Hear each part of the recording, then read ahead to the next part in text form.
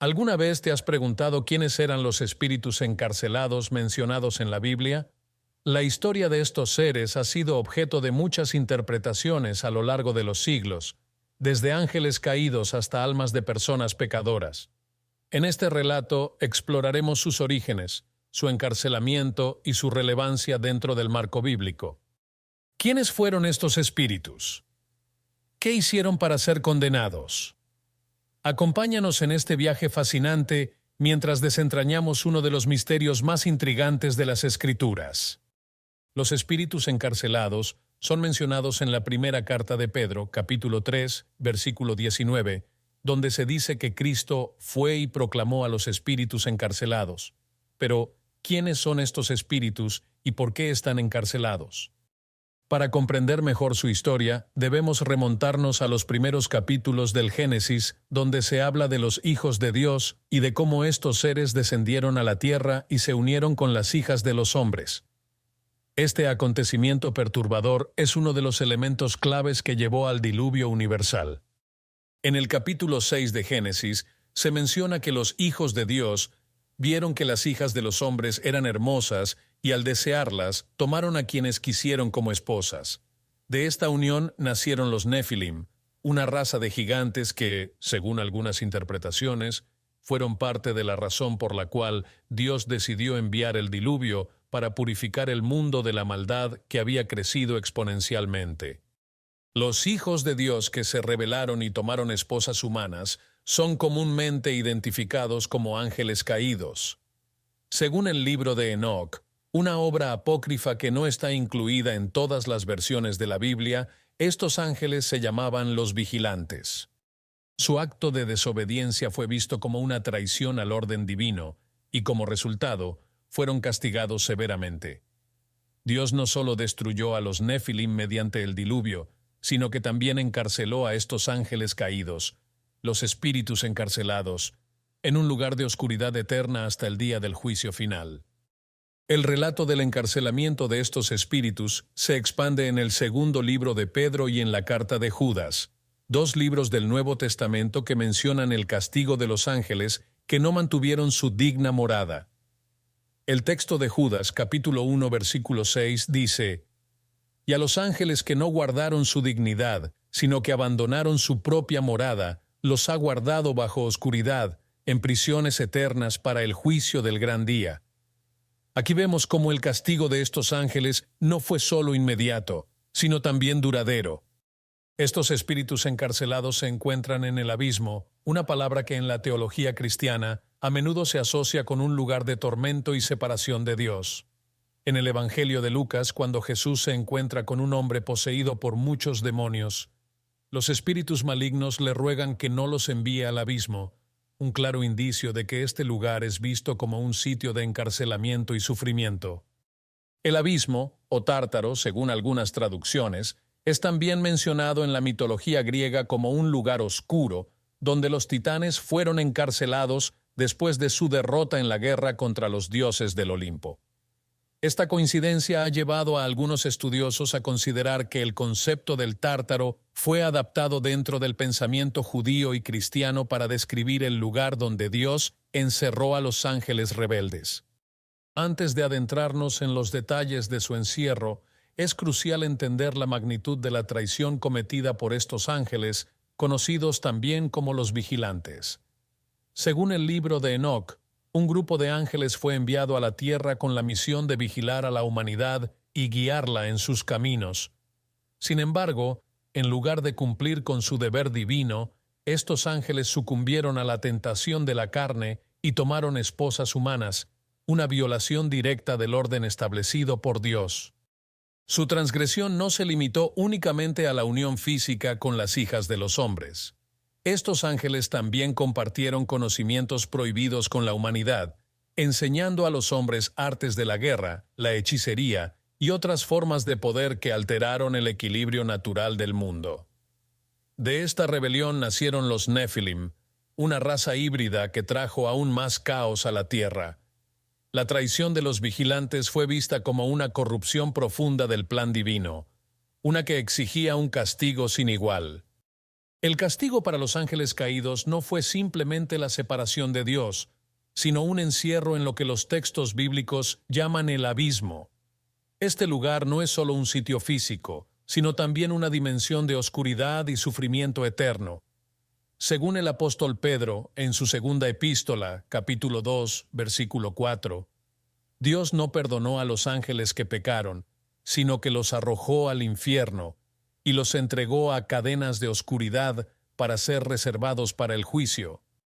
El término infierno aquí es una traducción del griego tártaro, un lugar en la mitología griega donde los dioses aprisionaban a los titanes, seres primordiales que intentaron usurpar su poder.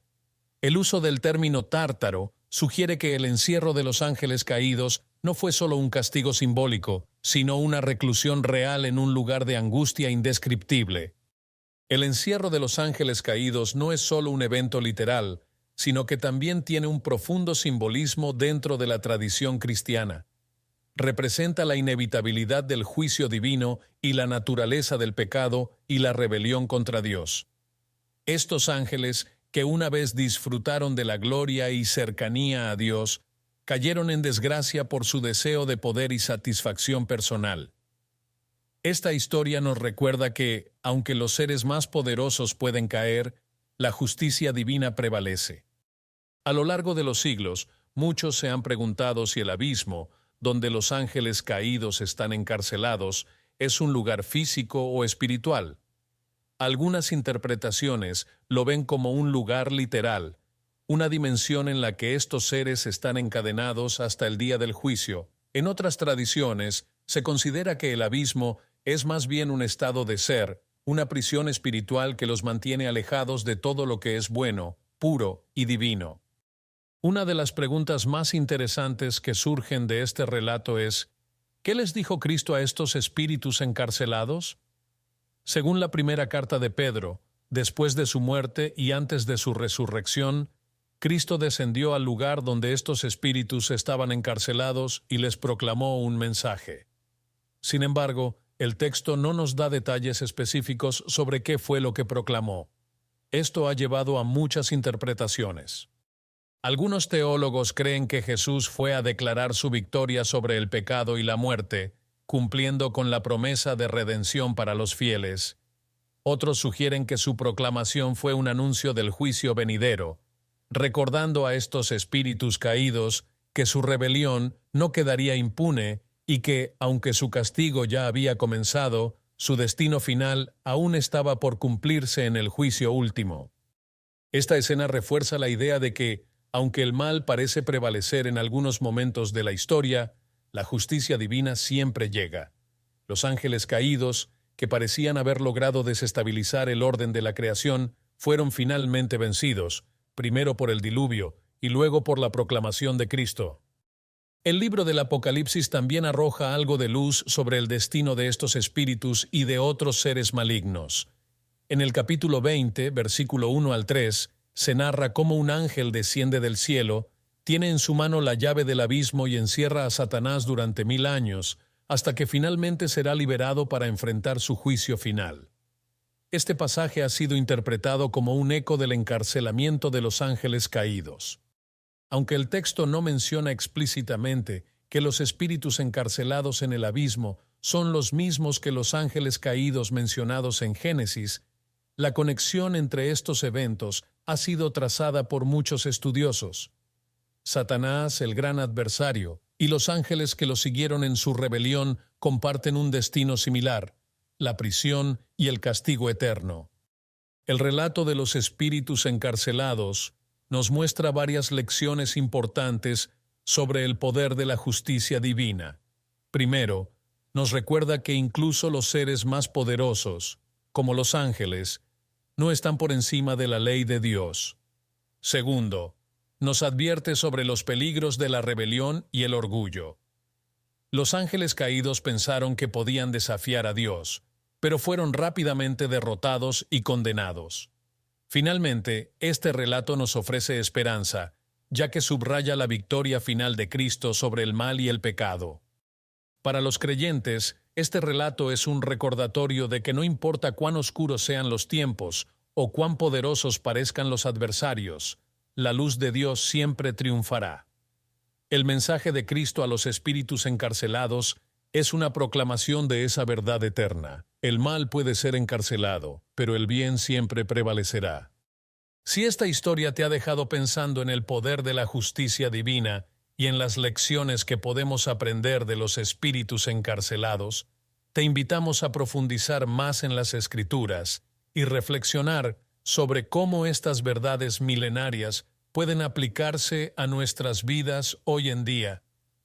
¿Qué podemos hacer para mantenernos fieles a Dios y evitar caer en la trampa del orgullo y la rebelión? Recuerda, la victoria final siempre pertenece al bien, y tú puedes ser parte de esa luz.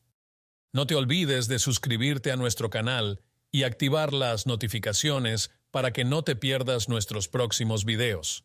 Comparte este contenido con tus amigos y familiares para que todos podamos aprender más sobre los relatos fascinantes de la Biblia.